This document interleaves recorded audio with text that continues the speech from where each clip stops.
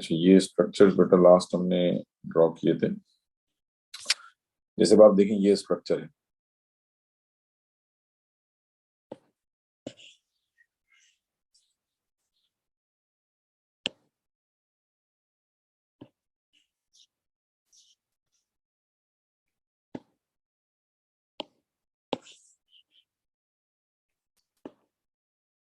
ठीक है। अब जब आप इसको रिएक्ट करेंगे विद हॉट KMnO4, ठीक है, एसिडिफाइड हॉट KMnO4, तो concentrated potassium manganate at high temperature, तो उस पर क्या होगा कि जो आपका डबल बॉन्ड है ये कंप्लीटली ब्रेक हो जाएगा। जैसे लास्ट टाइम हम डिस्कस कर रहे थे कि डबल बॉन्ड जो है it would break completely. For example ये डबल बॉन्ड टूट जाएगा और ये डबल बॉन्ड टूट जाएगा, ठीक है। अब उसके बाद इसमें आपको अपने स्ट्रक्चर में अगर थोड़ा सा इसमें प्रॉब्लम हो रही है ना, आप इसको यूं भी देख सकते हैं कि आप पहले तो ये डिसाइड कर लें कि ये डबल बॉन्ड्स ब्रेक हो गए। अब आपने ये डिसाइड करना है कि आपके स्ट्रक्चर में कितने ऐसे कार्बन हैं जो ऑक्सीडाइज हो रहे हैं, ठीक है। कौन कौन से वो कार्बन है जो ऑक्सीडाइज हो रहे हैं। For example this carbon will be oxidise because ये डबल बॉन्ड फॉर्मेशन में इन्वॉल्व है। ये कार्बन ऑक्सीडाइज होगा बिकॉज ये डबल बॉन्ड फॉर्मेशन में इन्वॉल्व है। ये कार्बन ऑक्सीडाइज हो रहा है और ये कार्बन ऑक्सीडाइज हो रहा है। तो ये चार कार्बन है जो कि ऑक्सीडाइज हो रहे हैं, जिन पे आपको डिसाइड करना है कि प्रोडक्ट क्या बनेगी, बिकॉज ये चार कार्बन जो है ये डबल बॉन्ड फॉर्मेशन में इन्वॉल्व थे। अब लेट सपोज हम बात कर लेते हैं इस कार्बन की, तो इस कार्बन के साथ आप देखेंगे कि कौन से ग्रुप्स अटैच हैं, ठीक है। तो इस कार्बन के आपको कितने बॉन्ड नजर आ रहे हैं, 1 2 3, जिसमें से 1 और 2 को आप ब्रेक कर चुके हैं। बट अभी बताओ अगर फॉर एग्जांपल जिस टाइम पे ये ब्रेक नहीं हुआ तो 1 2 3, दैट मीन्स के फोर्थ बॉन्ड ये किसके साथ बना रहा है, हाइड्रोजन के साथ, ठीक है। तो इसका मतलब क्या हो गया कि इस कार्बन के साथ जो चौथा ग्रुप है that is hydrogen, so that mean this carbon is attached to 1 hydrogen and 1 R group, ठीक है। ये R ग्रुप हो गया जिसमें एक कार्बन है। तो इसका मतलब ये जो कार्बन है ये किसमें ऑक्सीडाइज होगा, this would be oxidised into carboxylic acid. तो आपको एक तो जो प्रोडक्ट मिलेगी that would be carboxylic acid with how many carbon atoms, 1 2, तो जस्ट सिंपल हो जाएगा 1 2 C double bond O OH, ये एक प्रोडक्ट हो गई। उसके बाद ये जो कार्बन है this carbon is connected to, again इसके तीन बॉन्ड्स हमें नजर आ रहे हैं, तो इसका मतलब इसके साथ एक हाइड्रोजन है और दूसरा इसके साथ ये कार्बन है। कौन सा कार्बन, ये कार्बन इसके साथ है। इसका मतलब this carbon is connected to a hydrogen and again a carbon, so this carbon is would also be oxidised into acid. But इसका जो नेबरिंग कार्बन है ये भी क्योंकि डबल बॉन्ड फॉर्मेशन में इन्वॉल्व है और इसका भी सेम केस है कि hydrogen and carbon, so that means this would also be oxidised into acid.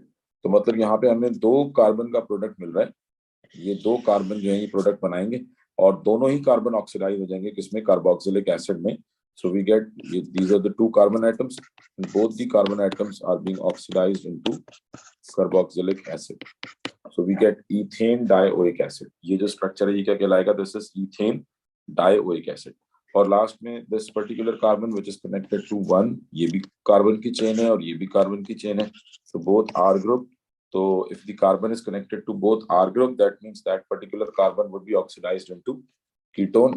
So कितने कार्बन वाला कीटोन मिलेगा, 1 2 3, so 1 2 3 सेकेंड कार्बन पे ऑक्सीडाइज होके कीटोन। कीटोन का फंक्शनल ग्रुप क्या है, C डबल बॉन्ड O। तो ये जस्ट सिंपल आपने कीटोन का फंक्शनल ग्रुप शो कर दिया, ठीक है। तो तीन प्रोडक्ट्स हमें मिल रही हैं एंड एक में इथेन इथेनॉइक एसिड मिल गया, ठीक है। This is ethanoic acid, this is ethane dioic acid, because इसमें दो एसिडिक फंक्शनल ग्रुप्स मौजूद हैं, two acidic functional groups are present, 1 2, so that means this is ethane dioic acid. And ketones की naming की अभी हम बात नहीं करते, वो आगे हम जब कीटोन्स स्टार्ट करेंगे तो वहीं पे नेमिंग डिस्कस कर लेंगे।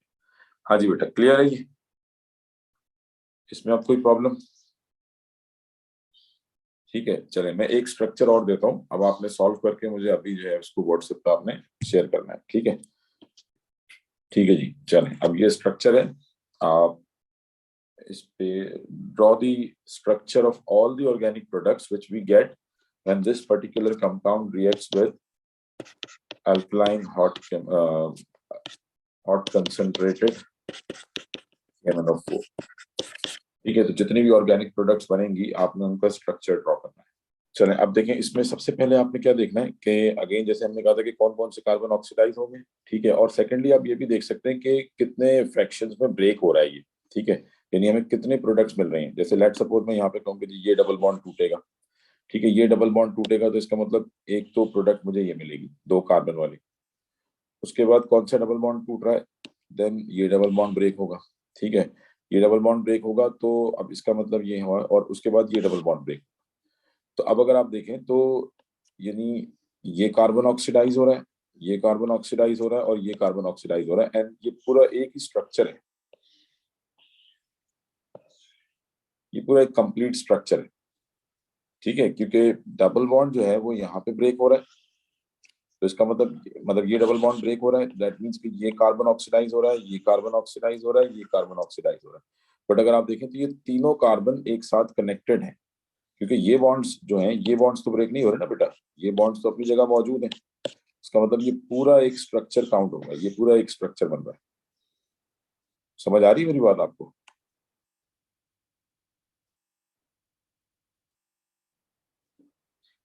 ठीक है, तो हमें एक प्रोडक्ट तो यहाँ मिलेगी, एक ऑर्गेनिक प्रोडक्ट। दूसरा ये पूरा स्ट्रक्चर है जिसमें 3 कार्बन ऑक्सीडाइज हो रहे हैं, और ये जो कार्बन है ऑब्वियसली ये तो इसके साथ दोनों हाइड्रोजन है, ये तो CO2 बनाएगा और ये भी CO2 बनाएगा।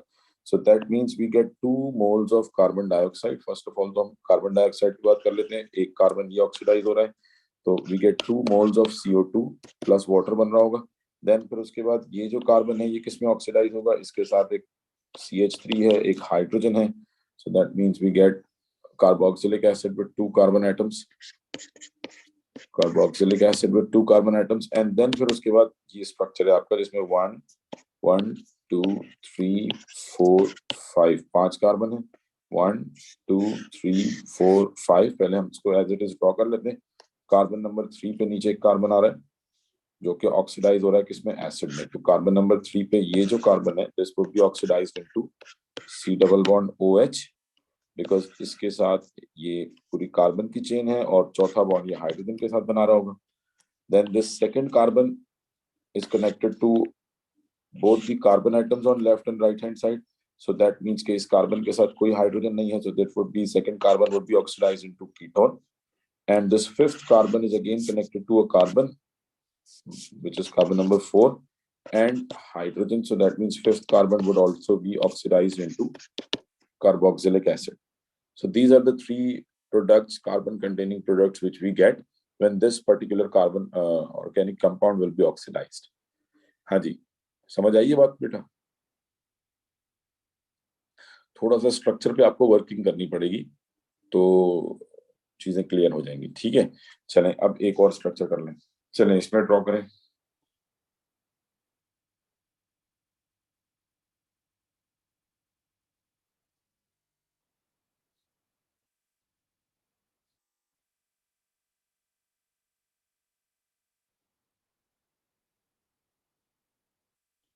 ठीक है, सबसे इंपॉर्टेंट इसमें क्या है, स्ट्रक्चर्स को रीड करें, कहाँ से बॉन्ड ब्रेक हो रहा है, कार्बन जो जहां पे बॉन्ड ब्रेक हुआ है वो कार्बन किन 2 ग्रुप्स के साथ अटैच्ड है, और ये देखें कि आपका जो स्ट्रक्चर है, जो मतलब जो प्रोडक्ट आपको मिल रही होगी उसमें कितने कार्बन एटम्स होंगे जो फ्रैक्शन ब्रेक हुआ है, ठीक है, कौन से कार्बन स्टिल आपस में कनेक्टेड हैं, ये बहुत इंपॉर्टेंट है।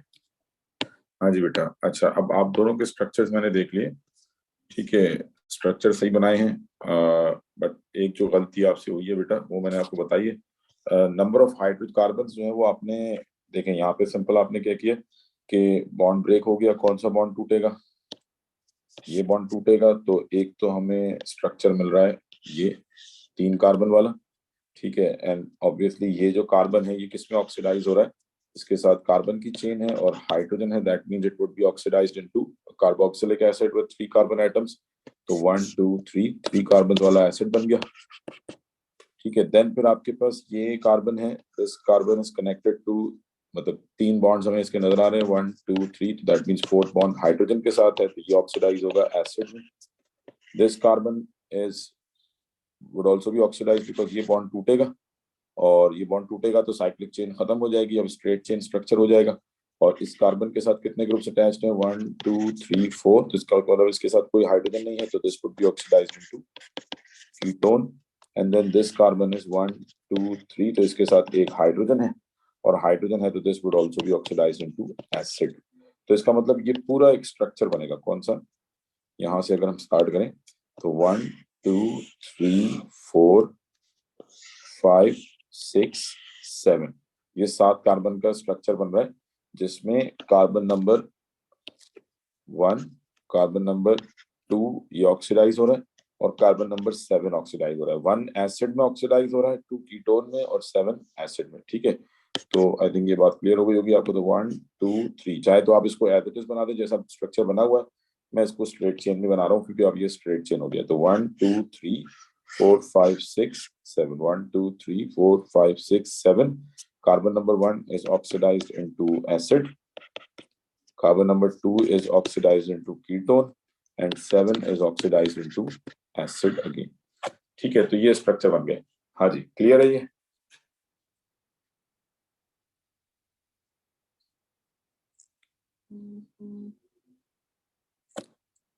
ठीक हो गया। तो ये मेरे ख्याल में अब आपको क्लियर हो गया होगा किस तरह से स्ट्रक्चर्स ड्रॉ करने, क्योंकि ये थोड़ा सा कॉम्प्लिकेटेड क्वेश्चन होता है। ठीक है, इस पे जरा बाजू का स्ट्रक्चर थोड़े से मुश्किल आ जाते हैं, खासतौर पे P1 के अंदर। तो इसके P1 के क्वेश्चंस आप देखिएगा किस टाइप के सवाल आ रहे हैं, वो आप प्रैक्टिस करेंगे तो जो है वो खुद को बेहतर होते जाएंगे। अच्छा, एक क्वेश्चन मैं और देता हूँ। बाद वक्त क्या होता है कि we use this reaction to determine the structure of the alkene, और we use this structure to determine the position of carbon-carbon double bond. This reaction of alkene with KMnO4 can be used to determine the position of carbon-carbon double bond in an alkene। ठीक है, अब किस तरह से होगा ये? जैसे let suppose मैं आपसे कह दूं कि फॉर एग्जांपल एक क्वेश्चन है कि जी X is an alkyne on reaction with hot concentrated KMnO4, we get carbon dioxide and propanoic acid। ठीक है, what is the name of alkene, या आप कह दें कि and draw the structure of the alkene। चलें हम ये भी कर लेते हैं। एक हो गया what is the name of part 1, what is the name of alkene, number 2 draw the structure of alkene। ठीक है, तो वो तो क्या था, जो पहले हम सवाल कर रहे थे उसमें अल्कीन्स गिवन थे, स्ट्रक्चर्स आपने डायरेक्ट प्रोडक्ट ड्रॉ करनी थी। अब इसमें आपको ऑक्सीडेशन का प्रोडक्ट दे दिया है, and now they are asking for the alkene के रिएक्टेंट क्या है, रिएक्टेंट का नाम बताएं, अल्कीन का नाम बताएं और उसका स्ट्रक्चर ड्रॉ करें। तो आप जब उसको रिएक्ट कर रहे हैं अल्कीन को विद हॉट KMnO4, तो we are getting carbon dioxide and propanoic acid, दो प्रोडक्ट्स मिल रही हैं। ठीक है, आपने अल्कीन का स्ट्रक्चर ड्रॉ करना है। ठीक है, यानी हमने सिंपल ये देख लिया कि आपने देख लिया कि एक तो स्ट्रक्चर है प्रोपेनोइक एसिड, मतलब 3 कार्बन तो ये हो गए, और एक स्ट्रक्चर मिल रहा है CO2। तो यहाँ से हमें ये पता लग गया टोटल कार्बन कितने हैं, 3 कार्बन यहाँ है, एक CO2, 1 we get carbon dioxide. अच्छा, यहाँ पे मैंने क्वेश्चन कंप्लीट नहीं किया। जब पेपर में क्वेश्चन आएगा तो they will give you the number of moles of carbon dioxide, कि we get 1 mole of carbon dioxide. ठीक है, तो 1 mole of carbon dioxide, 1 mole of propanoic acid, that means कि we have in total we have 4 carbon atoms, 1 2 3 4। और क्योंकि carbon dioxide है तो that means कि ये जो कार्बन है इसके साथ दोनों हाइड्रोजन होंगे, तो ये टर्मिनल कार्बन ही होगा ऑब्वियसली, तो मतलब डबल बॉन्ड टर्मिनल कार्बन पे है। तो when this carbon would be oxidise, ये आपको CO2 देगा, एंड दिस carbon is connected to a hydrogen and number of carbon atoms, और बाकी 3 कार्बन 1 2 3 1 2 3, तो ये प्रोपेनोइक एसिड में कन्वर्ट होता है। ठीक है जी, तो आई थिंक ये KMnO4 वाले रिएक्शन ऑक्सीडेशन ऑफ अल्कीन तक क्लियर हो गया होगा सबको। हाँ जी, इसमें कोई प्रॉब्लम बेटा?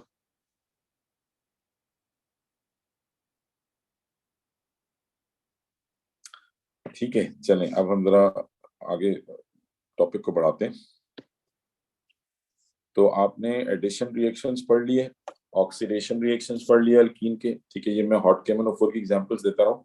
कोल्ड KMnO4 होगा तो वो तो बिल्कुल ही आसान है, डबल बॉन्ड पार्शियली ब्रेक होगा, सिंगल बॉन्ड रह जाएगा और दोनों कार्बन के ऊपर एक एक OH ग्रुप जो है वो अटैच हो जाएगा, डायोल फॉर्मेशन हो जाएगा, ठीक है। अच्छा, अब नेक्स्ट हम बात कर लेते हैं mechanism of addition reactions of alkenes, ठीक है। हमने अल्कीन्स के एडिशन रिएक्शन पढ़े थे, तो अब नेक्स्ट हम बात कर लेते हैं कि अल्कीन्स में जो एडिशन होती है वो किस मैकेनिज्म के थ्रू होती है, ठीक है।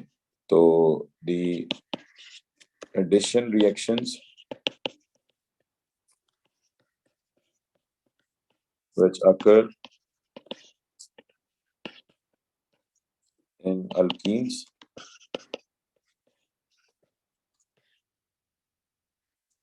occurs through electrophilic addition mechanism.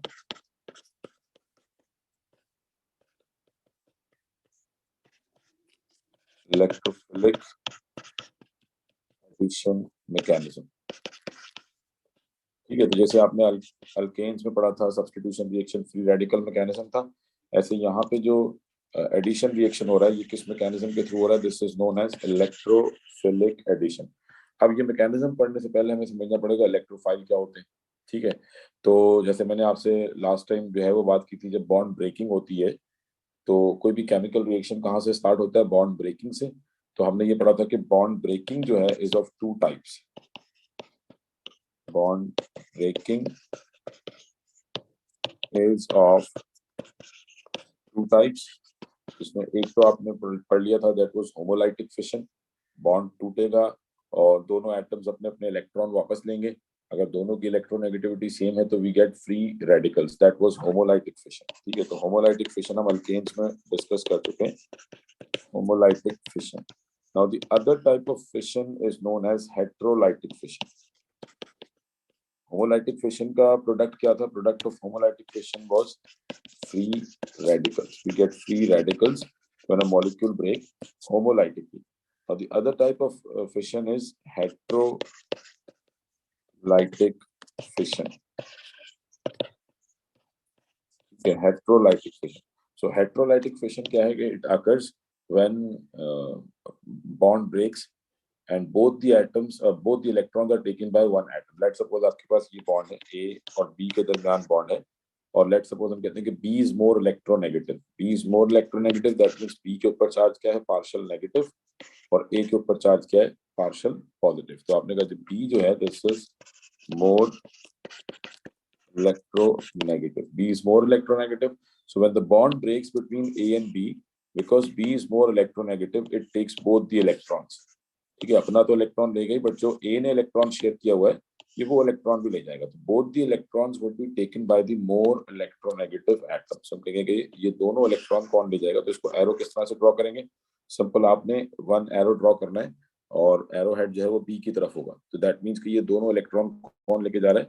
B लेके जा रहा है। और जब बॉन्ड इस तरह से टूटेगा तो अब देखें B के पास पहले तो पार्शियल नेगेटिव था, अब जब दोनों इलेक्ट्रॉन इसको मिल जाएंगे तो इट बिकम्स कंप्लीटली नेगेटिव। तो आप इसको किस तरह से शो करेंगे कि A B, this bond breaks, B is electronegative, A is less electronegative, तो ये partial positive है, both the electrons would be taken by B, so we get B negative and A के ऊपर क्या आ जाएगा? complete positive charge, क्योंकि इसका इलेक्ट्रॉन क्या है, ठीक है। तो आपको दो प्रोडक्ट्स मिल जाएंगे, A plus and B minus. Now this A plus is known as electrophile. So the product of heterolytic fission is electrophile and B minus is known as nucleophile.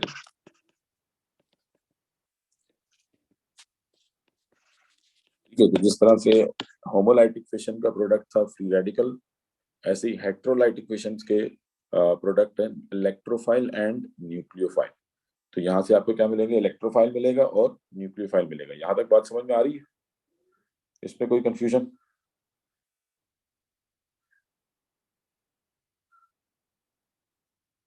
ठीक है। तो when heterolytic fission occurs both the electrons are taken by the more electronegative atom and we get electrophile and nucleophile. जैसे for example मैं example यहाँ पे दे देता हूँ, HCl है, ठीक है। तो जब HCl में Cl is more electronegative, hydrogen is less electronegative, तो जब ये बॉन्ड टूटेगा both the electrons would be taken by Cl and we get H plus and Cl minus. तो ये इलेक्ट्रोफाइल एंड न्यूक्लियोफाइल बन जाए। अब अगर आपको इलेक्ट्रोफाइल और न्यूक्लियोफाइल को डिफाइन करना पड़े कि व्हाट इज एन इलेक्ट्रोफाइल और what is a nucleophile, so electrophiles क्या है? इलेक्ट्रोफाइल ये बेसिकली क्या है? These are electron deficient species, electron deficient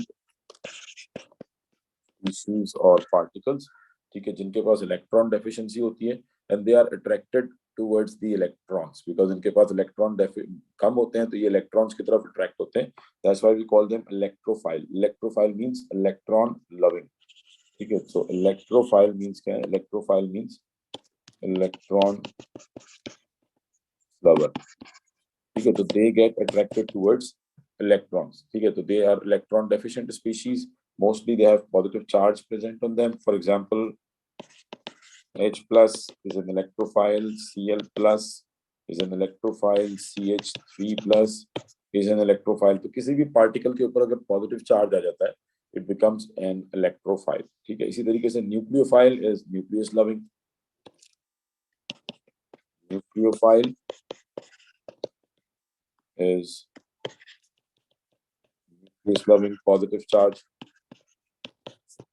ठीक है। तो nucleophile which has excess negative charge, इनके ऊपर एक्सेस में नेगेटिव चार्ज होता है, एक्सेस में इलेक्ट्रॉन्स होते हैं, so they are attracted towards the nucleus, towards the positive charge, so it has excess negative charge, या आप कह लें कि excess electrons। न्यूक्लियोफाइल जैसे फॉर एग्जांपल Cl माइनस, अगर Cl पे माइनस चार्ज है तो that means it is a nucleophile. Br minus is a nucleophile, H minus is a nucleophile. और इसी तरीके से वाटर, ऑल्दो वाटर के पास कोई नेगेटिव चार्ज नहीं है, but because water has two lone pairs, इसके पास क्योंकि लोन पेयर्स मौजूद हैं which are not involved in bonding, so this can also act as a nucleophile. तो न्यूक्लियोफाइल के लिए लाजमी नहीं है कि नेगेटिव चार्ज हो, अगर किसी पार्टिकल के पास, किसी मॉलिक्यूल के पास लोन पेयर्स अवेलेबल हैं तो it can also act as an nucleophile. Similarly ammonia NH3, nitrogen के पास लोन पेयर मौजूद होता है तो this nitrogen can also act as a nucleophile. तो ये ध्यान में रखें, इलेक्ट्रोफाइल्स क्या होते हैं और न्यूक्लियोफाइल्स क्या होते हैं और ये बनते कैसे। तो अब आपने सिंपल क्या किया कि अब ये तो हमने मतलब डिस्कस कर लिया कि इलेक्ट्रोफाइल होते क्या है, न्यूक्लियोफाइल क्या होता है और ये कैसे बनते हैं। अब हम बात कर रहे हैं electrophilic addition reaction of alkenes. अब आ जाते हैं मैकेनिज्म पे। So we are going to discuss electrophilic addition mechanism. Electrophilic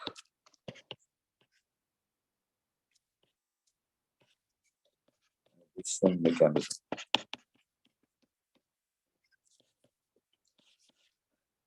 ठीक है। तो लेट सपोज हम एग्जांपल ले लेते हैं addition of HBr onto an alkene, addition of HBr, क्योंकि आपने 4 एडिशंस पढ़ी है ना, addition of hydrogen, addition of halogen, addition of hydrogen halide, addition of steam. तो मैं हाइड्रोजन हैलाइड, अच्छा सबका मैकेनिज्म एक जैसा ही है, थोड़ा सा एक डिफरेंस आएगा। मैं जरा पहले सिंपल वाला डिस्कस कर रहा हूँ। इसमें आपके पास पोलर मॉलिक्यूल है जिसमें मुझे मालूम है कि इलेक्ट्रोफाइल और न्यूक्लियोफाइल कैसे बनेंगे। Addition of HBr onto ethene, हम एक सिंपल एग्जांपल लेते हैं।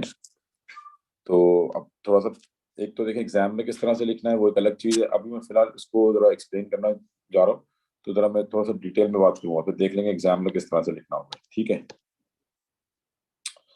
तो अब लेट सपोज आपके पास ईथीन में कार्बन कार्बन डबल बॉन्ड और दोनों कार्बन के साथ हाइड्रोजन है, ठीक है। अब देखें इसमें हमें मालूम है कि एक सिग्मा बॉन्ड है और एक पाई बॉन्ड है, और एडिशन रिएक्शंस में पाई बॉन्ड जो है ये इन्वॉल्व होते हैं। इन एडिशन रिएक्शंस एक चीज ध्यान में रखिएगा कि इन addition reactions pi electrons of alkene are involved in reaction. ठीक है, तो एडिशन रिएक्शंस में जो पाई इलेक्ट्रॉन्स होते हैं ये इन्वॉल्व होते हैं, that's why only alkenes are capable of doing addition reactions. या कोई भी अगर अनसैचुरेटेड कंपाउंड होगा, सैचुरेटेड कंपाउंड में एडिशन रिएक्शन नहीं होता बिकॉज वहां पे पाई इलेक्ट्रॉन्स ही नहीं होते। तो एडिशन रिएक्शंस में पाई इलेक्ट्रॉन्स जो हैं ये इन्वॉल्व होते हैं। तो लेट सपोज आपके पास ये कार्बन है, इसका पी ऑर्बिटल, और ये दूसरा कार्बन है, इसका पी ऑर्बिटल। तो इन दोनों के दरमियान पाई बॉन्ड बनता है। Let's say this is pi electron density above and below the nuclei. ठीक है, ये आपको मालूम है कि पाई electron density is present above, and यहाँ पे थोड़ा सा बॉन्डिंग का कॉन्सेप्ट आपका क्लियर होना चाहिए, above and below the nuclei of ethene और बॉन्डेड मॉलिक्यूल। ठीक है, तो जो पाई इलेक्ट्रॉन डेंसिटी है this is present above and below. So pi electrons are much more reactive as compared to sigma electrons because sigma electrons they are confined between the two hydrogen, between the two nuclei. जैसे for example यहाँ पे जो sigma electron density है, sigma electron density जो है ये दोनों nuclei के दरमियान में कंफाइंड होती है। तो sigma electrons they are not much available for chemical reactions, but pi electrons जो हैं they are they are moving above and below the nuclei of bonded atoms. They are basically clouding the molecule, so they are more available for reactions क्योंकि ये nucleus के इतने ज्यादा hold में नहीं होते, न्यूक्लियस से दूर होते हैं। Sigma electrons are much closer to the nuclear. For example sigma electron density ये है, यानी दोनों कार्बन के दरमियान जो सिग्मा इलेक्ट्रॉन डेंसिटी है वो यहाँ पे होगी। तो ये एक तरह से क्या है, कंफाइंड है दोनों न्यूक्लियस के दरमियान। तो this is sigma electron density, sigma electrons and these are pi electrons. तो अब अगर कोई मॉलिक्यूल अप्रोच करता है तो पाई इलेक्ट्रॉन्स उसकी तरफ ज्यादा अट्रैक्ट होते हैं। यहाँ तक बात समझ में आ रही है, इसमें कोई कंफ्यूजन? ठीक है, तो अब होता क्या है कि अगर लेट सपोज यहाँ पे कोई HBr मॉलिक्यूल आता है, आपने HBr ऐड करना है ना, तो लेट सपोज अगर यहाँ पे HBr मॉलिक्यूल आता है, if we have a hydrogen bromide, और हम इसको इस तरह से ड्रॉ करेंगे कि जो HBr का जो पार्शियल पॉजिटिव पार्ट है, ठीक है, वो बिकॉज ये इलेक्ट्रोफाइल आपने ऐड करना है, तो इसका जो पार्शियल पॉजिटिव पार्ट है वो आपने पाई इलेक्ट्रॉन्स की तरफ शो करना है।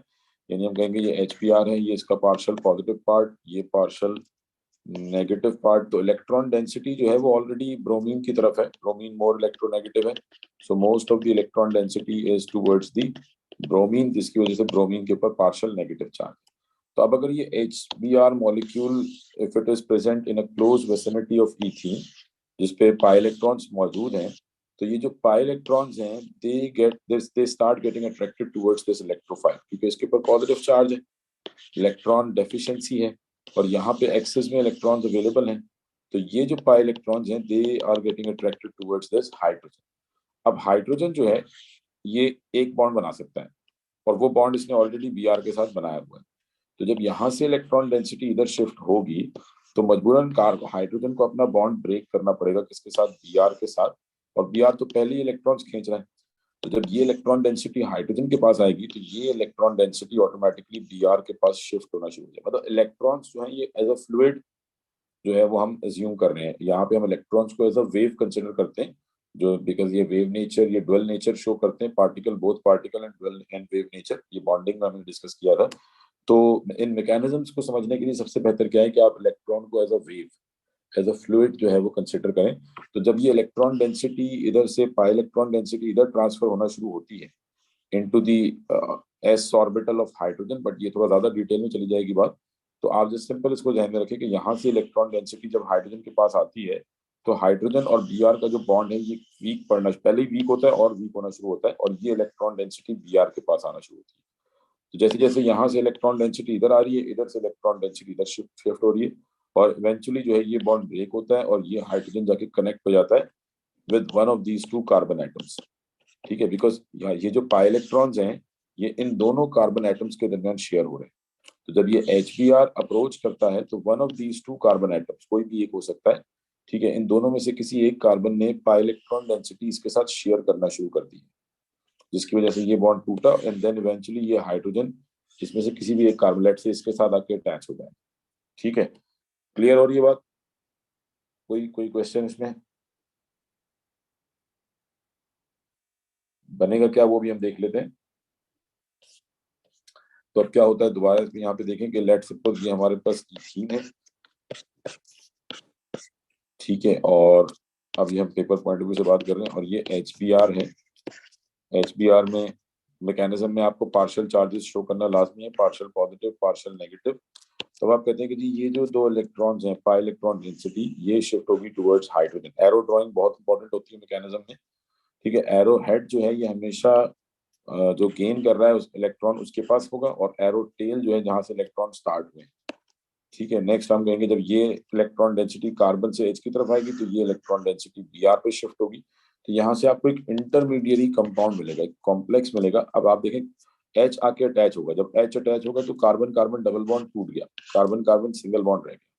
नाउ लेट्स सपोज इस कार्बन ने, अब क्योंकि ये दोनों कार्बन आइडेंटिकल है तो कोई भी हाइड्रोजन को अटैच कर सकता है अपने साथ, ठीक है। जिसकी तरफ हाइड्रोजन ज्यादा क्लोज होगा उसके साथ अटैच हो जाएगा।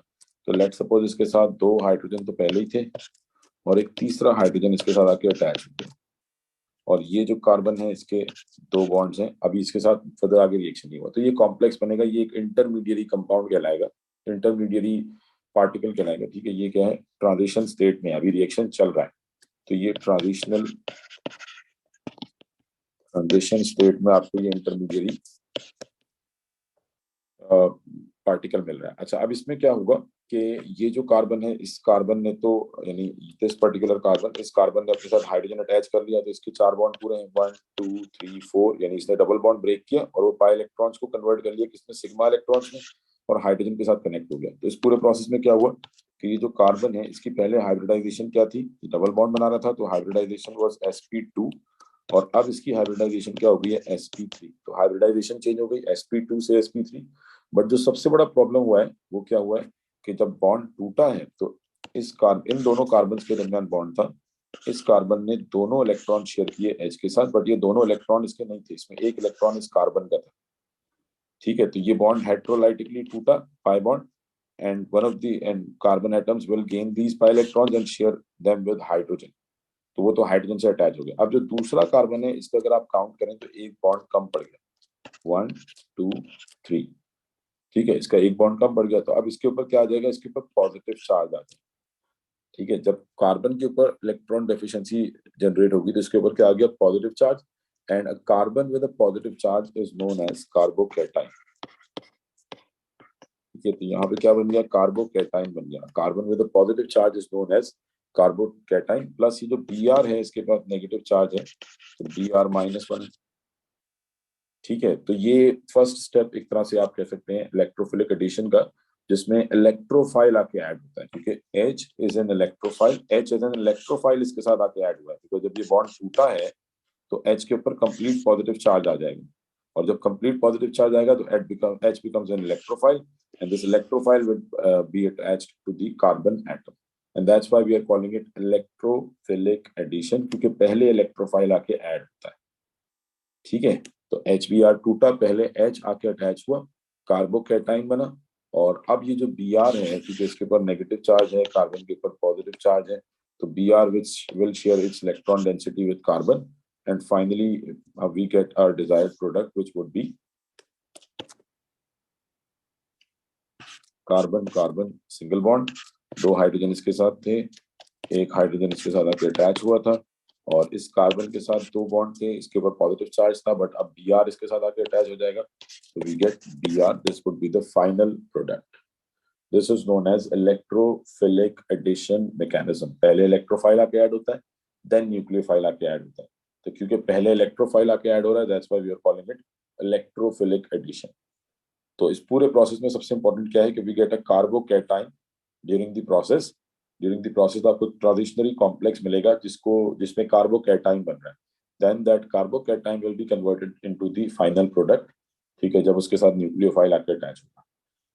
जी समझ आई ये बात, मैकेनिज्म समझ में आया है, इसमें कोई प्रॉब्लम?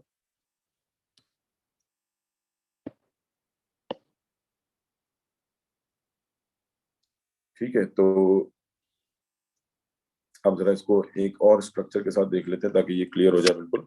लेट सपोज मेरे पास ब्यूट 2 इन है, suppose if we have 1 CH3 CH double bond CH3 butene and we are adding HCl onto it. तो HCl को आप कैसे शो करेंगे, आपसे कहा जाएगा draw the mechanism showing all the partial charges, showing the lone pairs, ठीक है, and curly arrows.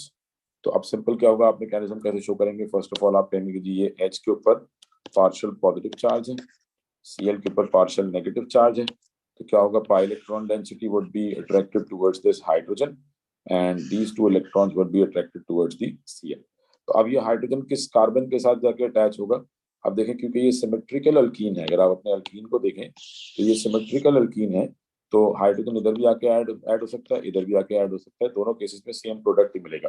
तो जहां सिमेट्रिकल अल्कीन हो आप किसी के साथ भी अटैच करा दें, दो both have equal chances of gaining hydrogen atom, तो किसी भी एक के साथ आके अटैच हो जाएगा. तो let's suppose we get this carbocation, पहले स्टेप में क्योंकि मैकेनिज्म लिख रहे हैं हम, तो पहले स्टेप में कार्बोकैटायन बनेगा, we get CH3, CH let's say बनेगा, इसके साथ आके H ऐड हो गया, डबल बॉन्ड टूट गया, single bond, then this carbon would gain a positive charge, carbocation बन गया, and CH3 and plus we get Cl minus, और इस पे आप लोन पेयर भी शो करेंगे, न्यूक्लियोफाइल पे लोन पेयर भी शो करेंगे, तो ये आपके पास दो प्रोडक्ट्स मिल गए, ये कॉम्प्लेक्स, यहाँ तक अभी कार्बोकैटायन फॉर्मेशन में.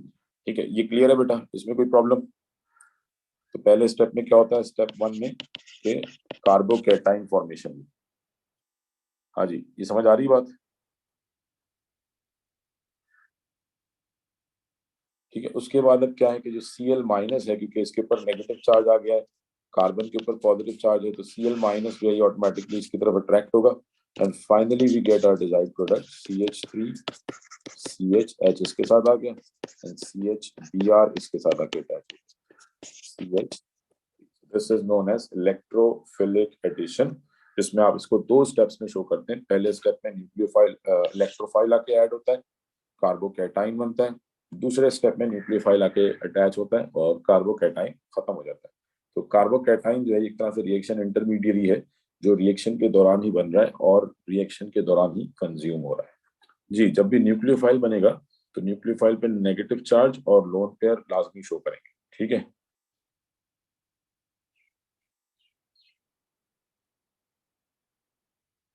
ठीक है जी. अच्छा, अब मैं आपको एक स्ट्रक्चर दे रहा हूँ और रिएक्शन लिख रहा हूँ, आपने उसका मैकेनिज्म लिखना है. ठीक है, चले मैं रिएक्शन लिख देता हूँ, आपने मैकेनिज्म लिख के मुझे सेंड करना है इसका. तो let's suppose we have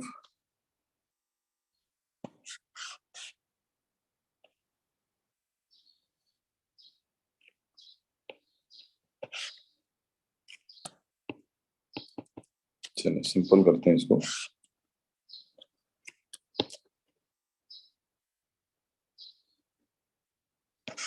C2H4 reacting with, simple कर दिया इसको, C2H5OH प्लस C2H5OH. हाँ जी, write the mechanism for this reaction. चलिए इसका मैकेनिज्म लिख के सेंड करें मुझे, शाबाश. ठीक है जी, ये मैकेनिज्म आपने सही बनाया है, और C2H4 में या फिर लिख दे देता हूँ C2H4. ठीक है, और वाटर को आपने किस तरह से अटैच करना है, HOH. ठीक है, जिसमें H जो है ये पार्शियल पॉजिटिव है, OH पार्शियल नेगेटिव है, electrons would be transfer towards H, ये दोनों इलेक्ट्रॉन ऑक्सीजन को मिलेंगे, तो यहाँ से इंटरमीडिएट कॉम्प्लेक्स बनेगा, कार्बोकैटायन बनेगा, डबल बॉन्ड टूट गया, सिंगल बॉन्ड रह गया, एक कार्बन के साथ H आके ऐड हो जाएगा, लेट्स सपोज ये H इधर आके ऐड हो गया, तो इस पे क्या आ जाएगा, this particular carbon gains positive charge carbocation, and plus we get OH nucleophile, और ये न्यूक्लियोफाइल जो है then it attacks on the carbocation, and finally we get the alcohol which we need. तो ये हाइड्रोजन इस पे आके अटैच हो गया और ये OH ग्रुप आके अटैच हो गया. ठीक है, तो ये दो स्टेप्स के अंदर मैकेनिज्म कंप्लीट हो जाता है. हाँ जी, क्लियर होगी बात. इलेक्ट्रोफिलिक एडिशन मैकेनिज्म किस तरह से लिखना है, मैकेनिज्म बहुत सिंपल है. ठीक है, ये मतलब इजी मार्क्स होते हैं, इजीली आप गेन कर सकते हैं. ठीक है. अच्छा, अब थोड़ा सा इसमें जरा देख लें, यानी ये तो आपने एडिशन ऑफ हाइड्रोजन हैलाइड देख ली, एडिशन ऑफ स्टीम देख ली, जिसमें ऑलरेडी जो आपका मॉलिक्यूल जो आप ऐड कर रहे थे वो पोलर था, But what if we are adding a non-polar molecule? Let's suppose अगर हम ethene पे hydrogen add कर रहे हैं during the addition of a non-polar molecule,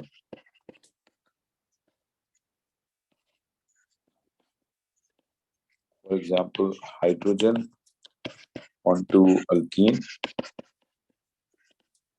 The non-polar molecule gets polarized when it approach alkene due to electron repulsion. ठीक है, यानी हम कह रहे हैं कि during the addition of a non polar molecule, for example अब इसको आप देख लें, लेट्स सपोज मैं कह रहा हूं कि मेरे पास ये इथीन है C2H4 और आप इस पे क्या ऐड करने जा रहे हैं, we are going to add hydrogen molecule. तब हाइड्रोजन तो नॉन पोलर है, इस पे तो कोई चार्ज नहीं होगा बिकॉज दोनों हाइड्रोजन की इलेक्ट्रोनेगेटिविटी सेम है। बट हम कहते हैं कि जब ये आप किसी रिएक्शन सिलेंडर में अगर ये दोनों मॉलिक्यूल मौजूद हैं, we have ethene and hydrogen gas available, so this hydrogen gas due to its kinetic energy it will move in all direction, और बाद में ऐसा होगा कि ये मूव करते करते इस ईथीन मॉलिक्यूल के क्लोज से जब गुजरेगा तो क्या होगा कि इसकी जो पाई इलेक्ट्रॉन डेंसिटी है, ठीक है, इसकी जो पाई इलेक्ट्रॉन डेंसिटी है, let's suppose this is the pi electron density, again ये मैं समझाने के लिए इस तरह से शो कर रहा हूँ। तो सपोज ये पाई इलेक्ट्रॉन डेंसिटी है किसकी, ईथीन की। तो when this hydrogen molecule moves towards the ethene due to its kinetic energy, तो होता क्या है कि ये जो पाई इलेक्ट्रॉन डेंसिटी है इट विल रिपेल दी, और हाइड्रोजन मॉलिक्यूल में जो इलेक्ट्रॉन डेंसिटी है ये आप कह लें कि इस तरह से इक्वली डिस्ट्रीब्यूट हुई है। This is the electron density of hydrogen molecule. तो ये जो इलेक्ट्रॉन्स हैं, these electrons will repel these electrons.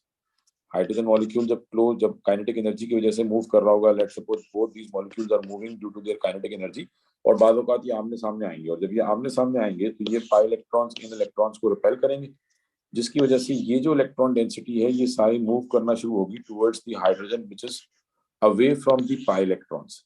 यानी ये पाई इलेक्ट्रॉन डेंसिटी ऑटोमेटिकली शिफ्ट होना शुरू हो जाएगी ऑन टू दिस हाइड्रोजन। ये जो मॉलिक्यूल है ये टेम्परेली पोलराइज होना शुरू हो जाएंगे, ठीक है। तो हम कहेंगे ये this electron density start moving towards the hydrogen which is away from the pi electrons. तो ये जो हाइड्रोजन है ये पार्शियल नेगेटिवली चार्ज होना शुरू हो जाएगा, and this hydrogen start gaining partial positive charge, because जो इलेक्ट्रॉन डेंसिटी है ये मूव करना शुरू कर देगी, most of the electron density move towards the hydrogen. यहाँ पे ज्यादा इलेक्ट्रॉन डेंसिटी हो गई तो ये पार्शियल पॉजिटिव हो जाए। तो क्या हुआ कि जो आपका नॉन पोलर मॉलिक्यूल था ये पोलराइज हो गया due to electron repulsion during the addition of non polar molecule, for example hydrogen onto alkene, the non-polar molecule gets polarize हो जाता है when it approach alkene due to, किस वजह से पोलराइज हो रहा है, due to electron repulsion. Ji, temporary dipole बन जाता है एक तरह से आप कह लें कि, बट वो फिर आहिस्ता आहिस्ता परमानेंट की तरफ जाता है। तो ये टेम्परेरी डायपोल जो है वो यहाँ बनता है किस वजह से, due to electron repulsion. Because बाद ये पेपर में पूछ लेते हैं कि जी हाइड्रोजन तो नॉन पोलर मॉलिक्यूल है, तो how does it get polarized, charge कैसे डेवलप हुआ है, due to this movement of electrons, ठीक है। तो यहाँ पे चार्ज जो है वो काइनेटिक एनर्जी की वजह से जो मॉलिक्यूल मूव कर रहा है, तो जब ये दोनों मॉलिक्यूल आमने सामने आते हैं रिपल्शन होती है, जिसकी वजह से हाइड्रोजन मॉलिक्यूल जो है वो पोलराइज हो जाता है। तो अब अगर हमने इसको मैकेनिज्म की फॉर्म में लिखना है तो सिंपल कैसे लिखेंगे, मैकेनिज्म तो सेम वैसे ही बनाया जाएगा। तो जी ये ईथीन, ठीक है, रिएक्टिंग विद हाइड्रोजन, हाइड्रोजन को आप ऐसे ही शो करेंगे, और इस पे एक हाइड्रोजन जो क्लोजर होगा टुवर्ड्स अल्कीन के, जो ज्यादा क्लोज होगा, ये पार्शियल पॉजिटिव और ये पार्शियल नेगेटिव। और the origin of this charge on hydrogen molecule ये आपको क्लियर होना चाहिए कि किस वजह से ये पोलराइज हुआ है hydrogen molecule, due to electron repulsion due to kinetic energy of hydrogen molecule.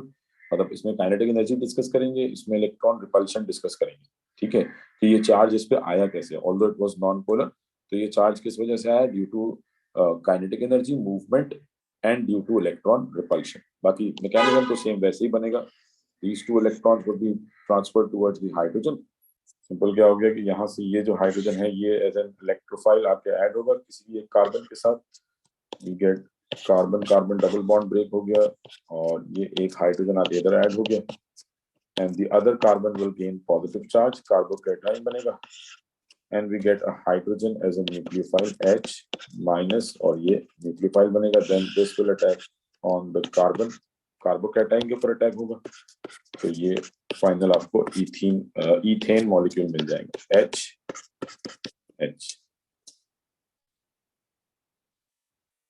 हाँ जी, क्लियर है बेटा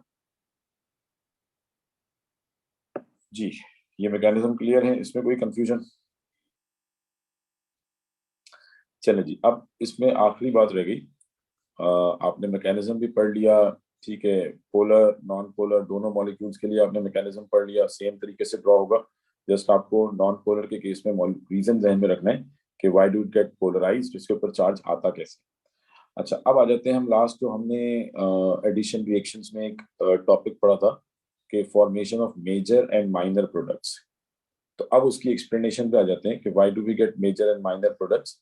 तो जो मेजर प्रोडक्ट है और माइनर प्रोडक्ट है, एक तो हमने वो डिसाइड करना सीखा था कि जी कैसे डिसाइड करते हैं मेजर माइनर कैसे बनेंगे, अब उसकी एक्सप्लेनेशन पे आ जाते हैं जरा, ठीक है। तो डायरेक्ट हम एग्जांपल ले लेते हैं, लेट सपोज प्रोपीन की, ठीक है, तो प्रोपीन है CH2 डबल बॉन्ड CH3, ठीक है, और let suppose we are adding HBr। जब आप HBr ऐड करेंगे तो अब मुझे मालूम है क्योंकि ये अनसिमेट्रिकल अल्कीन है तो आपको यहाँ पे दो डिफरेंट प्रोडक्ट्स मिल सकती हैं। One of the product would B कि हाइड्रोजन जो है यानी ये कार्बन, अगर हम इसको नंबरिंग कर दें 1 2 3, तो one of the product would be if this hydrogen is attached to carbon number 1, so we get CH3, तो फिर Br कार्बन नंबर 2 पे आ जाएगा CH Br CH3, and the other product is कि when the hydrogen is attached to the carbon number 2, so carbon number 1 पे Br आ जाएगा CH2 Br, carbon number 2 पे एक hydrogen आ जाएगा और CH3, तो ये दो प्रोडक्ट्स आपको मिल रही हैं। This one is 2 bromo propane, this one is 1 या ब्रोमो प्रोपेन कह दें या 1 ब्रोमो प्रोपेन। पहले तो बताएं इसमें से मेजर प्रोडक्ट कौन सा है और माइनर प्रोडक्ट कौन सा है, which one is major product and which one is minor, फिर हम रीजन के ऊपर भी बात करते हैं, बट पहले आपने बताना है कि मेजर प्रोडक्ट कौन सा है और माइनर प्रोडक्ट कौन सा है। हाँ जी, 2 ब्रोमोप्रोपेन और 1 ब्रोमोप्रोपेन में से मेजर प्रोडक्ट कौन सा है एंड माइनर प्रोडक्ट कौन सा है।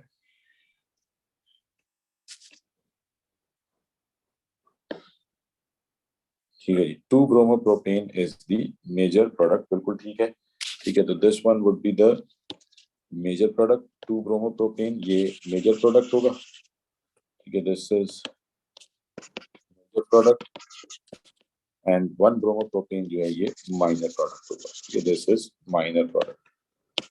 अब ये एक तो मैंने आपको बताया था कि कैसे आपने डिसाइड करना है मार्कोनी कोऑर्डिनेशन, जिस पे ज्यादा हाइड्रोजन होंगे इलेक्ट्रोफाइल वहां आके ऐड होगा, तो अब ऐसा होगा क्यों, इसका रीजन क्या होगा, the stability of the carbocation will decide the major और माइनर प्रोडक्ट। मतलब पहले तो आप पॉइंट्स नोट कर लें कि द स्टेबिलिटी ऑफ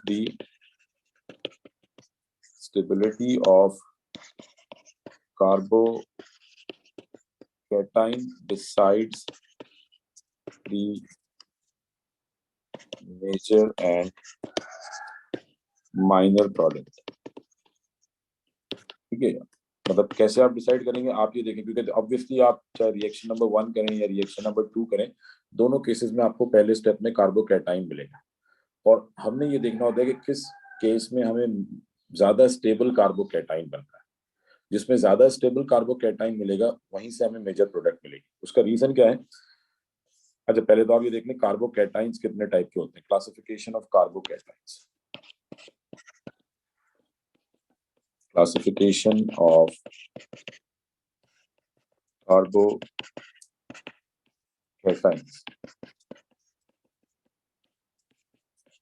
ठीक है जी, classification of carbocations, there are 3 different types of carbocations. Number 1 because देखिए कार्बोकैटाइन का मतलब क्या होगा कि कार्बन 3 बॉन्ड बना रहा होगा, चौथा बॉन्ड उसका टूट गया है। ठीक है, कार्बोकैटाइन का कार्बन नॉर्मली 4 बॉन्ड बनाता है, बट कार्बोकैटाइन का मतलब क्या है कि आपने इसका एक बॉन्ड ब्रेक कर दिया है, जिसकी वजह से इसके ऊपर पॉजिटिव चार्ज है। ठीक है, तो now we have 3 different types of carbocation. Number 1, a carbocation which is connected to hydrogen and a carbon chain.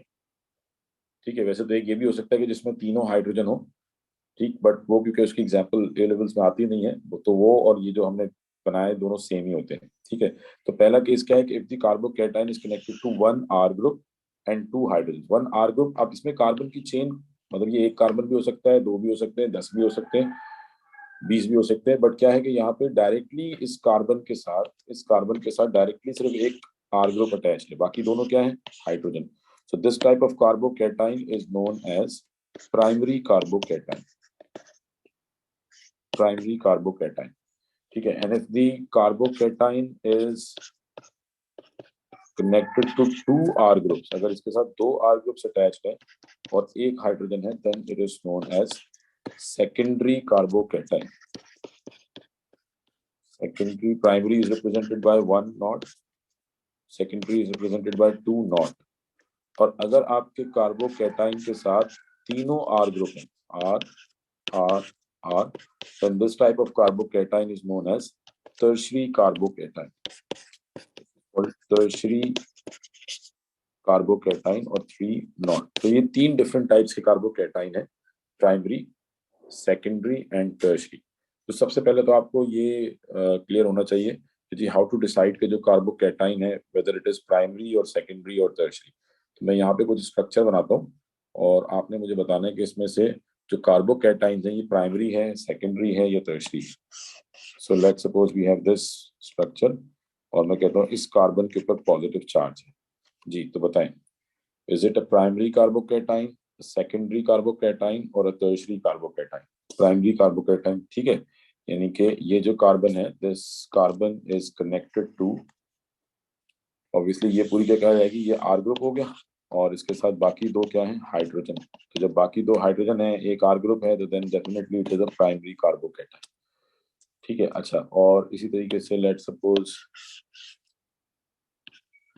अगर ये आपके पास कार्बोकैटाइन है, तो अब यहाँ पे क्या हो गया, इसके साथ इधर एक कार्बन की चेन आ गई, ये कार्बन की चेन आ गई और तीसरा इसके साथ हाइड्रोजन होगा। सो that means this is a secondary carbocation. ठीक है, तो जहां पे आपको कार्बन के 2 बॉन्ड्स नजर आ रहे हैं, इसका मतलब बाकी तीसरा बॉन्ड हाइड्रोजन है और चौथा बॉन्ड तो ये बना ही नहीं जाता, ये सेकेंडरी कार्बोकैटाइन है। सिमिलरली अगर हम इस पे पॉजिटिव चार्ज लगाते हैं, तो अब आप देख लें यहाँ पे ये एक आर ग्रुप, ये दूसरा आर ग्रुप और ये तीसरा आर ग्रुप, तो इसके साथ कोई हाइड्रोजन नहीं है। तो now this is a tertiary carbocation. तो ये 3 डिफरेंट टाइप के कार्बोकैटाइन्स होते हैं, primary, secondary and tertiary. Clear होगी बात? नेचर ऑफ कार्बोकैटाइन्स क्लियर है, प्राइमरी कैसे डिसाइड करना है, सेकेंडरी कैसे डिसाइड करना है और टर्शरी। अच्छा, अब ये जो कार्बोकैटाइन्स होते हैं, दे आर हाईली अनस्टेबल। कार्बोकैटाइन्स जो हैं, they are highly unstable.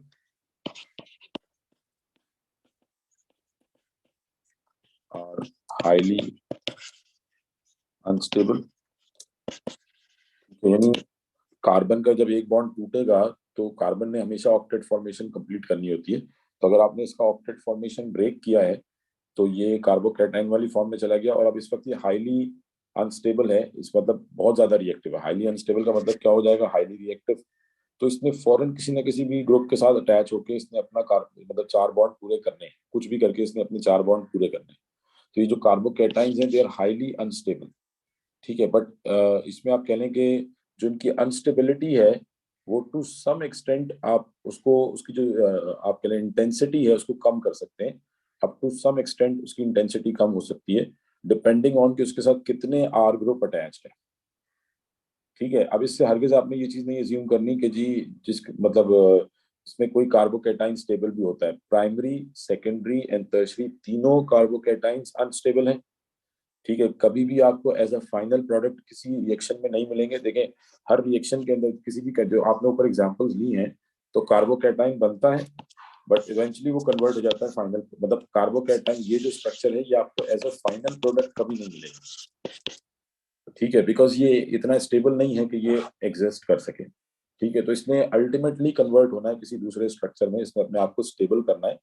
But before going into that stable phase, ठीक है, आपने ये डिसाइड करना होता है कि इन तीनों कार्बोकैटाइंस में से स्लाइटली ज्यादा स्टेबल कार्बोकैटाइन कौन सा है, और जो ज्यादा स्टेबल कार्बोकैटाइन होगा उसके बनने के चांसेस ज्यादा होंगे।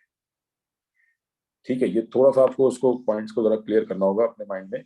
यानी जो हम बात करें कि कार्बोकैटाइंस जो है they are highly unstable, but इनकी स्टेबिलिटी सबकी एक जैसी नहीं होती। मतलब आपके पास जो तीन कार्बोकैटाइंस हैं, प्राइमरी, सेकेंडरी एंड टर्शरी, तो इन तीन कार्बोकैटाइंस में टर्शरी कार्बोकैटाइन जो है is more stable as compared to secondary or primary, and secondary is more stable than, it is more stable than primary, tertiary is more stable than secondary or primary। तो that means के इनमें सबसे जो less stable carbocation है इस primary carbocation. ठीक है, तो प्राइमरी, सेकेंडरी और टर्शरी, मैं direct paper point of view से बात कर रहा हूँ यहाँ पे। प्राइमरी, सेकेंडरी और टर्शरी कार्बोकैटाइंस में सबसे ज्यादा स्टेबल कार्बोकैटाइन कौन सा है? Tertiary carbocation. तो अब अगर किसी रिएक्शन में, अगर किसी रिएक्शन में सेकेंडरी और टर्शरी कार्बोकैटाइन बन रहे हैं, मतलब आपके पास दो ऑप्शन है कि सेकेंडरी कार्बोकैटाइन भी बन सकता है और टर्शरी कार्बोकैटाइन भी बन सकता है, तो ज्यादा बनने के चांसेस किसके होंगे?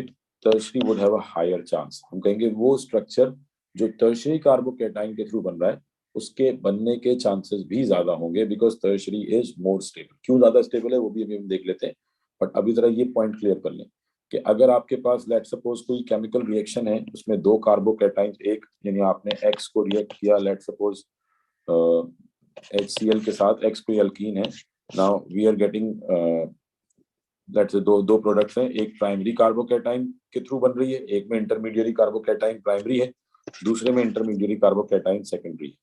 तो बताएं कौन सा प्रोडक्ट मेजर होगा, कौन सा माइनर होगा, प्राइमरी वाला या सेकेंडरी वाला? मेजर प्रोडक्ट कौन सा होगा? जो सेकेंडरी कार्बोकैटाइन के थ्रू बन रहा है वो मेजर होगा, या जो प्राइमरी के थ्रू बन रहा है वो मेजर होगा?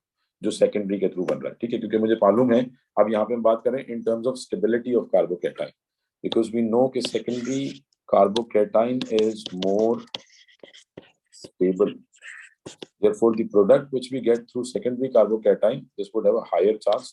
तो यहाँ से जो प्रोडक्ट मिलेगा आपको that would be major product. ठीक है, ये मेजर प्रोडक्ट होगा। तो बट अगेन फिर दोबारा मैं कहूंगा कि इसका हरगिज मतलब ये नहीं है कि tertiary is that much stable कि अपने अपने तौर पे एग्जिस्ट कर ले, या उसको आगे चौथा बॉन्ड बनाने की जरूरत नहीं पड़ेगी। चौथा बॉन्ड तो अल्टीमेटली बनना ही बनना है, फोर्थ बॉन्ड कार्बन ने बनाना ही बनाना है। यहाँ पे हम सिर्फ इन टर्म्स ऑफ फॉर्मिंग की बात कर रहे हैं कि टर्शरी के बनने के चांसेस ज्यादा होते हैं एज कम्पेयर टू प्राइमरी और सेकेंडरी। ठीक है, क्योंकि देखें इसको मैं एक और तरीके से भी एक्सप्लेन कर देता हूँ कि ये जो रिएक्शन है इलेक्ट्रोफिलिक एडिशन, ये टू स्टेप मैकेनिज्म है ना। Electrophilic addition mechanism, electrophilic addition mechanism is two step mechanism. ठीक है, तो अब इसमें फर्स्ट स्टेप क्या है?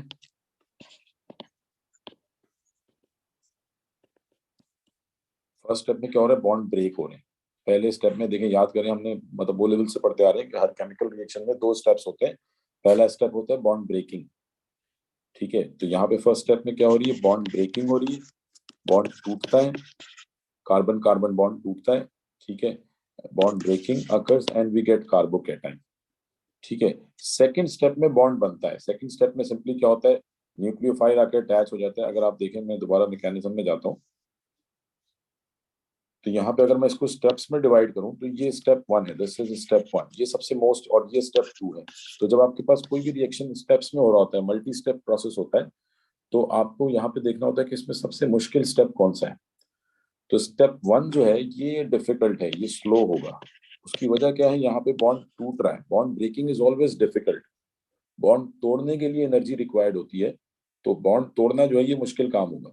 ठीक है, इसके लिए आपको एनर्जी रिक्वायर्ड होगी, इसमें टाइम लगेगा। तो अब यहाँ पे आपको, यानी कि जब बॉन्ड ब्रेक हो रहा है तो ये स्लो स्टेप है, ठीक है, क्योंकि यहाँ पे एनर्जी रिक्वायर्ड होगी बॉन्ड तोड़ने के लिए। एंड दिस स्टेप, और जब स्टेप 2 है, स्टेप 2 में क्या है, पॉजिटिव चार्ज आ गया है, न्यूक्लियोफाइल मौजूद है, तो अनलाइक चार्जेस तो वैसे ही अट्रैक्ट करेंगे, ये तो वैसे ही मतलब इसको बॉन्ड बनाना ही बनाना है, तो कोई वीक से वीक न्यूक्लियोफाइल भी ले आए वो भी इसके ऊपर अटैक करेगा और रिएक्शन हो जाएगा। तो स्टेप 2 जो है ये फास्ट है। तो इस रिएक्शन की जो स्पीड है, the speed of this reaction will depend on step 1। जो आगे जब नेक्स्ट ईयर आप रेट ऑफ रिएक्शंस पढ़ेंगे, तो आप ये पढ़ेंगे कि मल्टी स्टेप प्रोसेस में किसी भी रिएक्शन की अगर हमें स्पीड देखनी होती है, तो हम देखते हैं कि उसका स्लोएस्ट स्टेप कौन सा है। This is also known as rate determining step.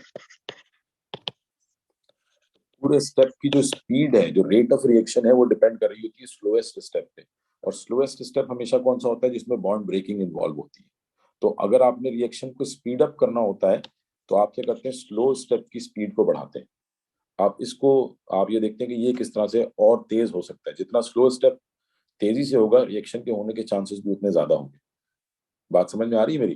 तो ये जो, मतलब हम इस रिएक्शन के अंदर जो इलेक्ट्रोफिलिक एडिशन मैकेनिज्म है, इसमें पहला स्टेप बहुत इंपॉर्टेंट है।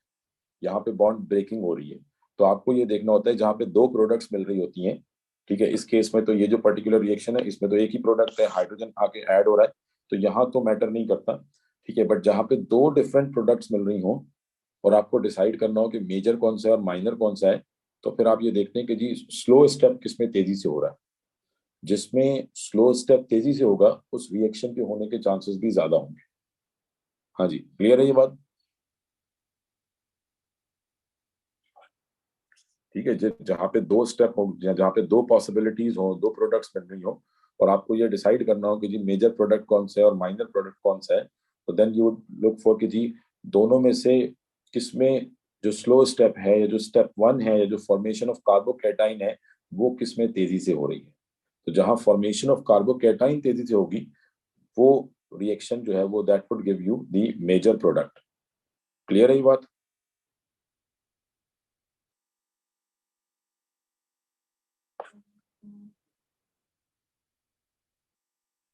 ठीक है, तो अब देखें इसको। तो फर्स्ट स्टेप हमेशा क्या होता है, बॉन्ड ब्रेकिंग।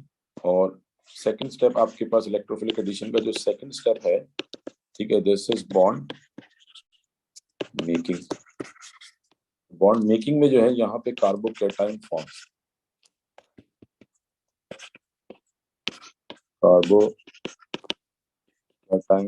फॉर्म्स। ठीक है, and this would decide the speed of reaction. So जो फर्स्ट स्टेप है, ये आपका मोस्ट इंपॉर्टेंट रिएक्शन है। दिस विल डिसाइड कि जी कौन सा प्रोडक्ट बनना है, कौन सा प्रोडक्ट नहीं बनना, कौन सा मेजर है, कौन सा माइनर प्रोडक्ट है। तो ये इंपॉर्टेंट है। तो अब आ जाते हैं जरा हम, अच्छा आखिरी बात भी इससे पहले सीख समझ लें कि आप ये कह रहे हैं कि प्राइमरी, सेकेंडरी और टर्शरी में, टर्शरी जो है ये मोस्ट स्टेबल होता है। तो why tertiary is more stable, या स्टेबिलिटी ऑफ कार्बोकैटाइन किस चीज पे डिपेंड करती है? तो वाई टर्शरी कार्बोकैटाइन, इसको बस कर दूं या कंप्लीट कर दूं? ठीक है, अभी इसमें थोड़ा 10-15 मिनट और लगेंगे। अगर बोले तो मैं इसको कंप्लीट करूं, नहीं तो कल कंटिन्यू करूं। कंप्लीट कर लेते हैं, ठीक है। तो why tertiary carbocation is more stable than secondary और प्राइमरी, या बादों का दिया सकता है कि why secondary is more stable than primary. ठीक है, तो हम कह रहे हैं कि टर्शरी कार्बोकैटाइन जो है ये मोर स्टेबल क्यों होगा? तो उसका रीजन क्या है, अब समझे आप। यहाँ पे टर्शरी कार्बोकैटाइन जो है, कार्बोकैटाइन क्या है, कार्बन के साथ 3 बॉन्ड्स हैं, ठीक है, और इसके ऊपर पॉजिटिव चार्ज है। ठीक है, मतलब ये इलेक्ट्रॉन डेफिशिएंट है। अब अगर इसके साथ आर ग्रुप अटैच है, आर ग्रुप क्या है, मिथाइल, इथाइल, प्रोपाइल, ब्यूटाइल, कुछ भी हो सकते हैं। लेट से मैं कह रहा हूँ कि ये मिथाइल ग्रुप अटैच है, तो ये एक आर ग्रुप आ गया, ये दूसरा आर ग्रुप है, और ये तीसरा आर ग्रुप है। ठीक है, तो अब ये जो अल्काइल ग्रुप्स होते हैं, आर ग्रुप, इनके लिए हम एक टर्म यूज करते हैं कि they are electron releasing group. ये क्या है, इलेक्ट्रॉन रिलीजिंग ग्रुप है, यानी इनसे इलेक्ट्रॉन खींचना काफी आसान होता है। कार्बन के ऊपर जब पॉजिटिव चार्ज होगा, तो ये अपने आप को स्टेबलाइज करने के लिए, जब इस पर पॉजिटिव चार्ज होगा, तो ये ऑटोमेटिकली इर्द गिर्द से इलेक्ट्रॉन खींचेगा। जब तक इसको कोई प्रॉपर यानी आप कह लें कि कोई न्यूक्लियोफाइल इसके साथ कंप्लीटली आके इलेक्ट्रॉन पेयर शेयर ना करे, तो उससे पहले ये अपने आप को खुद से स्टेबलाइज करने की कोशिश करेगा, और उस कोशिश में ये आसपास वाले आर ग्रुप से इलेक्ट्रॉन डेंसिटी अट्रैक्ट करेगा। ये इधर से इलेक्ट्रॉन खींचेगा, इधर से इलेक्ट्रॉन खींचेगा, इधर से इलेक्ट्रॉन खींचेगा। This is called electron releasing और positive inductive effect. Positive inductive effect क्या होता है? Electron releasing effect. ठीक है, कि ये जो कार्बोकैटाइन है ये इलेक्ट्रॉन अपनी तरफ खींच रहा है, तो this is also known as positive inductive effect. ठीक है, पॉजिटिव इंडक्टिव इफेक्ट या आप कहते हैं कि electron releasing effect.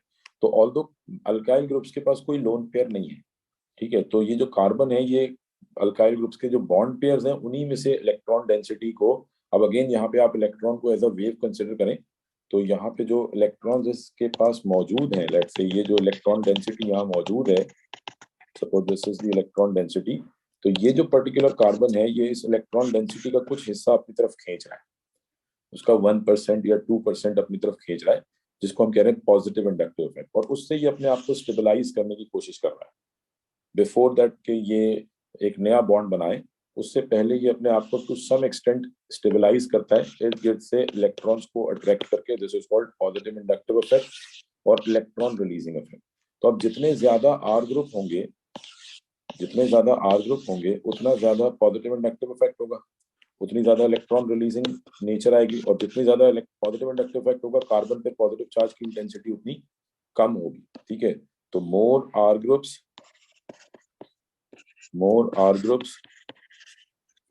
attached to the carbocation,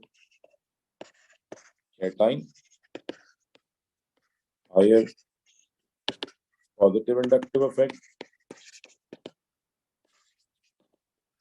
and more stable carbocation would form. More stable carbocation forms. ठीक है, जितने ज्यादा आर ग्रुप होंगे, अब जैसे फॉर एग्जांपल आप यहाँ पे देखें, अब इसको हम कंपैरिजन में देख लेते हैं, ये कार्बन है, इसके साथ एक आर ग्रुप है, 2 H, प्राइमरी कार्बोकैटाइन, ये दूसरा कार्बोकैटाइन, इसके साथ 2 R ग्रुप हैं और 1 H है। ठीक है, ये सेकेंडरी कार्बोकैटाइन, और तीसरा कार्बन है जिसमें टर्शरी के साथ 3 R ग्रुप हैं, तो ये टर्शरी कार्बोकैटाइन। तो अब यहाँ पे क्या है, यहाँ पे ये जो प्राइमरी कार्बोकैटाइन है ये प्राइमरी कार्बोकैटाइन हो गया, ये सेकेंडरी कार्बोकैटाइन हो गया, और ये टर्शरी कार्बोकैटाइन। तो प्राइमरी में this has only 1 R group attach, तो इसको पॉजिटिव इंडक्टिव इफेक्ट, तो यहाँ पे लेस पॉजिटिव इंडक्टिव इफेक्ट है। सेकेंडरी में 2 R ग्रुप है, तो इसको हाइड्रोजन जो है ये पॉजिटिव इंडक्टिव इफेक्ट शो नहीं करता, ये ध्यान में रखिएगा, hydrogen does not show positive inductive effect. इसके पास क्योंकि ऑलरेडी एक ही इलेक्ट्रॉन होता है, वो तो ऑलरेडी कार्बन के साथ शेयर्ड है, तो ऐसे जिसके पास कोई ज्यादा इलेक्ट्रॉन डेंसिटी होती नहीं है, तो ये पॉजिटिव इंडक्टिव इफेक्ट में, जो कि पहले ही वीक इफेक्ट है, this can only be shown by R groups in an alkyl. ठीक है, इन अ कार्बन चेन। तो सेकेंडरी में 2 R ग्रुप्स हैं जो इलेक्ट्रॉन डेंसिटी शेयर कर रहे हैं, और टर्शरी में 3 R ग्रुप्स हैं जो इलेक्ट्रॉन डेंसिटी शेयर कर रहे हैं, तो यहाँ पे मैक्सिमम पॉजिटिव इंडक्टिव इफेक्ट है। जितना ज्यादा पॉजिटिव इंडक्टिव इफेक्ट होगा, जितने ज्यादा R ग्रुप्स होंगे, उतना ज्यादा स्टेबल कार्बोकैटाइन बनेगा।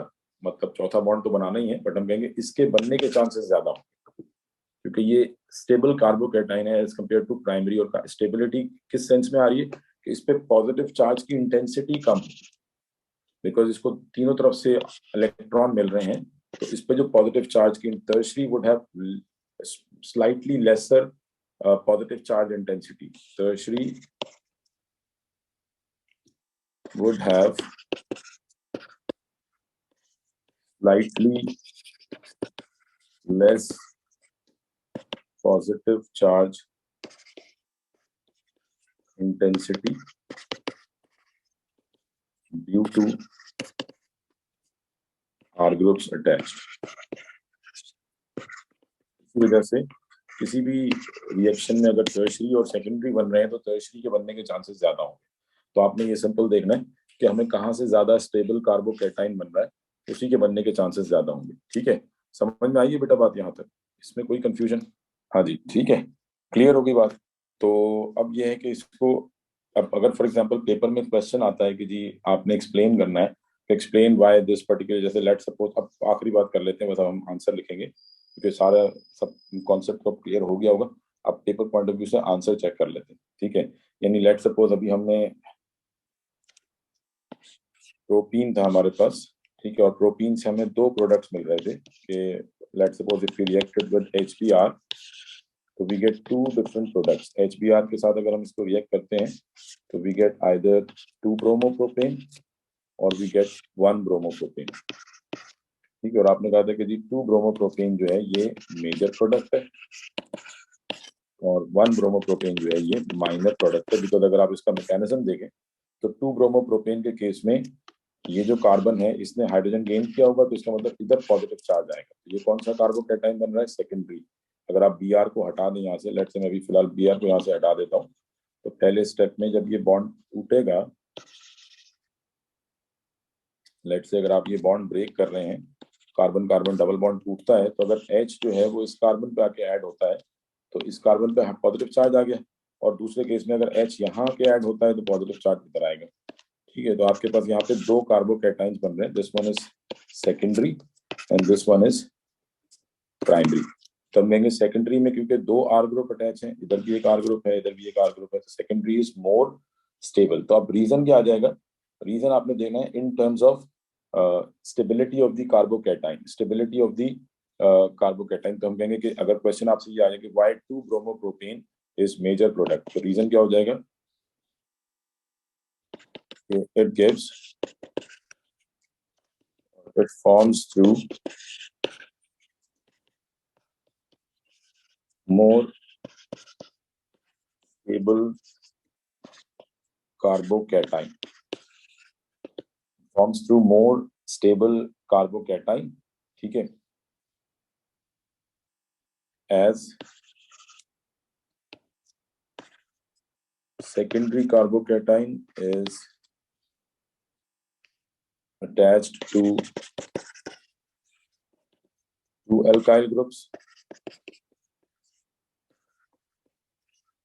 Okay, secondary carbocation is attached to two alkyl groups, which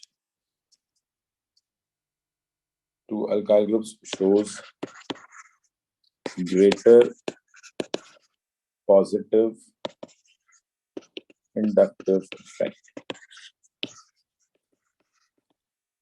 ठीक है। यहाँ पे पॉजिटिव इंडक्टिव इफेक्ट, या आप सिंपली पॉजिटिव इंडक्टिव इफेक्ट की जगह पे लिख सकते हैं इलेक्ट्रॉन रिलीजिंग इफेक्ट, ठीक है। पॉजिटिव इंडक्टिव इफेक्ट कह दें या इलेक्ट्रॉन रिलीजिंग इफेक्ट कह दें कि basically why second 2 bromopropane is a major product because it forms through more stable carbocation, ठीक है। 2 ब्रोमोप्रोपेन जो है ये मोर स्टेबल कार्बोकैटाइन के थ्रू बन रहा है, और मोर स्टेबल कार्बोकैटाइन क्यों है? सेकेंडरी कार्बोकैटाइन बन रहा था, तो सेकेंडरी इज अटैच्ड टू, आप सिंपली कह सकते हैं कि secondary is more stable than primary. Why secondary is more stable? Because it is attached to two alkyl groups which shows greater positive inductive effect या which shows more electron releasing nature, ठीक है। तो बस simple ये आपका answer होगा कि मतलब आपसे ये पूछा जाएगा कि जी this by this particular product is the major product, तो रीजन क्या होगा? In terms of stability of carbocation. तो आप पहला पार्ट क्या होगा आपका? जब आप आंसर करेंगे पहले फर्स्ट पार्ट में आप आंसर करेंगे because we get more stable carbocation, that's why it is the major product. And then stability of carbocation को आपने एक्सप्लेन करना है कि why it is more stable carbocation because it is connected to more R groups, more electron releasing groups, more positive inductive effect. तो बस ये आपका answer complete हो जाएगा। समझ आई बात?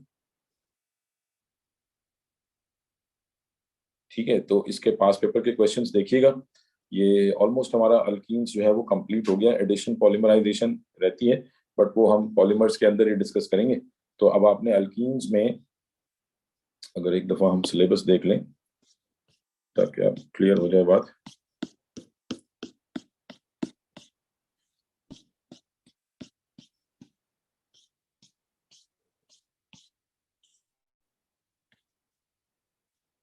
अच्छा, इसमें अब नेक्स्ट टाइम इंशाल्लाह ताला हम आइसोमेरिज्म स्टार्ट करेंगे, ठीक है। तो अल्केन्स और ये alkenes, recall the reaction including which alkenes can be produced. Production की हमने बात की थी स्टार्ट में, elimination of HX from a halogeno alkenes by, अच्छा ये रिएक्शन मैंने आपसे कहा था कि ये रिएक्शन हम हैलोजिनो अल्कीन्स में पढ़ेंगे, ठीक है, बाय इथेनॉलिक सोडियम हाइड्रोक्साइड, और उसके बाद dehydration of an alcohol by using heated catalyst. तो ये तो प्रिपरेशन है, ये दो प्रिपरेशन हम आगे चल के पढ़ेंगे। Cracking of long chain alkenes, ये आप अल्केन्स में पढ़ चुके हैं। ठीक है, उसके बाद describe the following reaction of alkenes. Electrophilic addition, addition of hydrogen in a hydrogenation reaction, addition of hydrogen हो गया। Steam, addition of steam, addition of hydrogen halide HX, ये हो गया। एडिशन ऑफ हैलोजन, ये भी हो गया। Then oxidation by cold dilute acidified K M N O four, ये पढ़ लिया हमने। Oxidation by hot concentrated acidified K M N O four leading to the rupture of carbon carbon double bond and the identities of the subsequent products to determine the position of alkene। मैंने आपसे कहा था ना, ये रिएक्शन यूज करते हैं to determine the position of alkene linkage in larger molecules। तो ये भी हमने पढ़ लिया। एडिशन पॉलीमराइजेशन ये हमने डिस्कस नहीं किया है, ऑल्दो ये ओ लेवल्स में आप पढ़ के आए हैं, बट ये हम आगे जब पॉलीमराइजेशन डिस्कस करेंगे वहीं बात करेंगे। Describe the use of aqueous bromine to show the presence of carbon carbon double bond. अच्छा, ये आपको याद होगा, ओ लेवल्स में भी आप पढ़ते थे। ये बेसिकली टेस्ट फॉर अल्कीन्स होता है। अल्कीन्स को टेस्ट करते हैं, किसी भी अल्कीन को अगर आपने टेस्ट करना है तो टेस्ट फॉर अनसैचुरेशन क्या है? Test for unsaturation we add bromine, alkene है, इसमें आप ब्रोमीन ऐड करेंगे। ब्रोमीन, एक्वस ब्रोमीन यूज कर सकते हैं। ठीक है, ये रेडिश ब्राउन कलर होगा इसका। On adding bromine, addition reaction होगा, डबल बॉन्ड टूट जाएगा, single bond, both the carbon atoms would gain a bromine and this particular product would be colorless।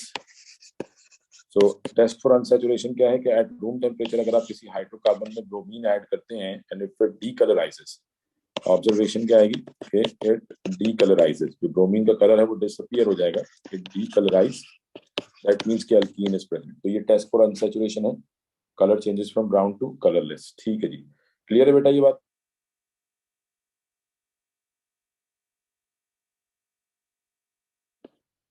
ठीक है, उसके बाद नेक्स्ट देखें। describe the mechanism of electrophilic addition in alkenes using bromine, ethene and hydrogen bromide। तो ये हमने mechanism भी पढ़ लिया। describe and explain the inductive effect of alkyl group on the stability of primary, secondary and tertiary cations, carbocations formed during electrophilic addition। this should be used to explain Markovnikov addition। ये भी हमने cover कर लिया। तो ये alkenes आपके complete हो गए। कोई सवाल इसमें, कोई क्वेश्चन?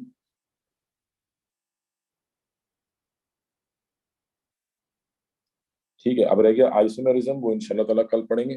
तो अब अल्केन अल्कीन के क्वेश्चंस करें आप पास पेपर में से, और कोई कंफ्यूजन हो तो वो फिर आप मुझे बता सकते हैं। ठीक है।